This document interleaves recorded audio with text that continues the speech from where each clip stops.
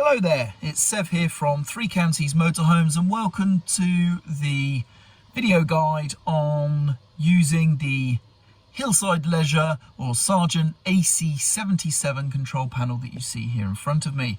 Now this particular panel is used here by Hillside Leisure, a Volkswagen campervan conversion company, and I've not really seen this panel in any other vehicles other than Hillside's. However, that doesn't mean that can't be the case. So whilst this video will focus mostly on the Hillside Leisure implementation, you may be able to use information from this video if your vehicle happens to have this exact panel. Of course, maybe not with the Hillside Leisure branding. Now, certain functions may be slightly different, so please do bear that in mind. As I say, this is going to be focused more on the Hillside Leisure application because that's where I've really only seen this panel featured. So let's get into it. So first things first, we have a series of buttons here, of course, and an analog display. This first button here will turn on or off the power to the fridge freezer in the vehicle. This here will turn on and off power to the lights.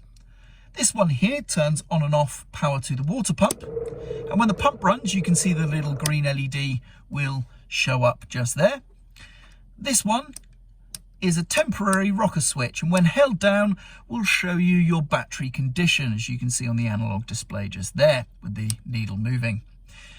And lastly, we have this button here.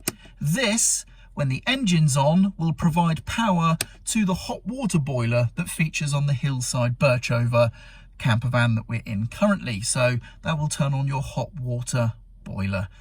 Like I say, it needs the engine running because it does draw quite a lot of power, so just running from the Leisure battery itself isn't really suitable. So it takes the slightly more sustainable feed from the engine itself to power the hot water boiler. And that is pretty much it. That's basically all there is to this control panel. It's as simple and easy as that. Now, you may notice, of course, that there is no master power on or off. So please make sure that you do shut off all of these switches when you are storing or not using the vehicle to ensure that you don't have an unnecessary drain on your Leisure battery. And there we go. That about covers it. I'm Sev. I hope you found this video useful, and thank you very much for watching.